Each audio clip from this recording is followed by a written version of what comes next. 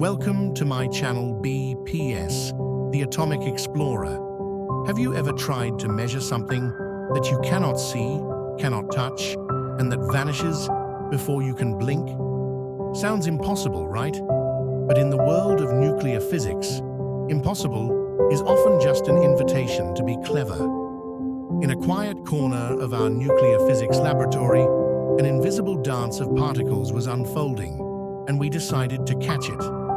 This is the story of how we measured the energy of ghost-like beta particles emitted from a strontium-90 source using not some exotic quantum trick, but a powerful old friend, a magnetic field. But first, what's the big deal about beta particles?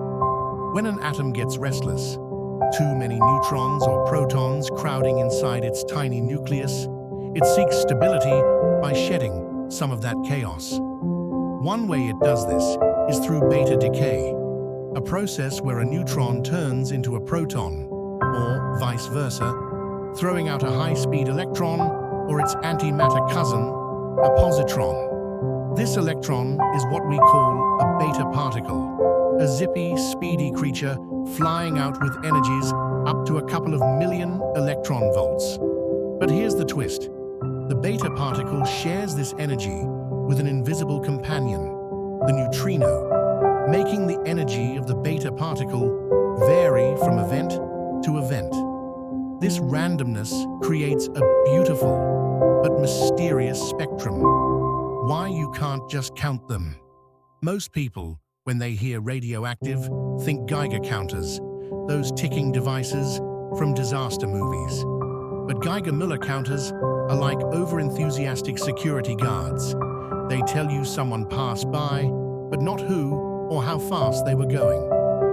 To really understand beta particles, their energy, their speed, their hidden story, you need to watch their path change in a magnetic field. Just like a coin spinning in a curved track, a charged particle bends when it enters a magnetic field.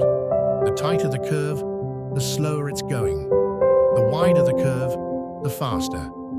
That's where the magic and physics begin. In our experiment, we designed a setup where beta particles were made to pass through a region with a magnetic field. The field nudged them gently into a curved path, just like how Earth curves a spacecraft orbiting it. The relationship guiding this motion is beautifully simple at first glance. EVB is equal to mv squared upon r. This is force balance equation on a charged particle in a magnetic field. It connects the magnetic force to the circular motion of the particle.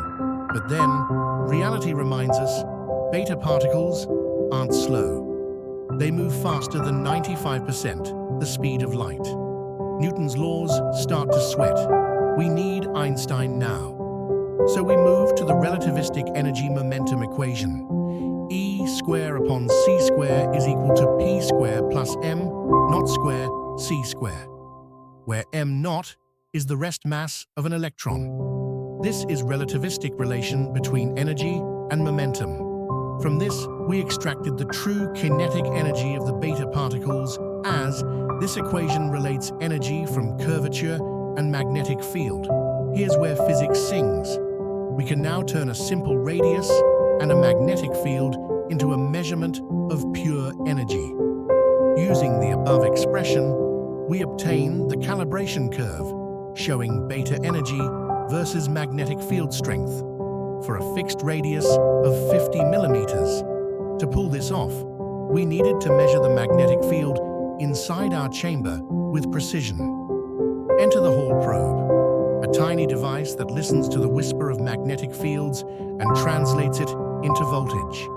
This picture is of the axial Hall probe used for magnetic field measurement inside the spectrometer chamber. Using the Hall effect, we related the voltage it produced to the magnetic field. Now, we had the whole orchestra ready.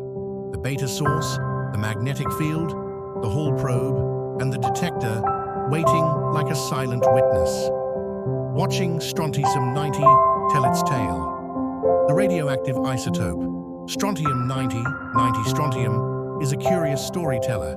It decays into yttrium-90, 90Y, which in turn decays into stable zirconium-90, 90Zr. But both decays release energetic beta particles.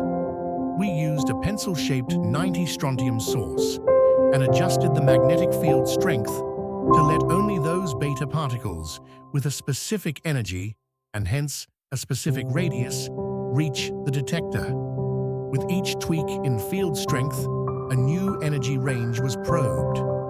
The detector counted the beta particles reaching it at that specific energy.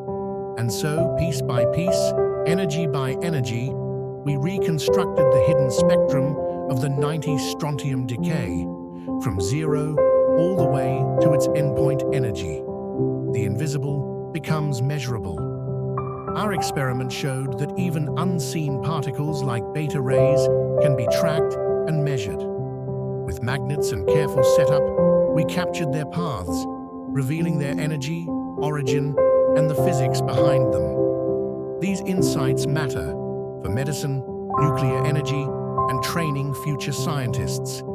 Each curved trail told a story. We just had to watch and listen. Stay tuned with BPS, The Atomic Explorer.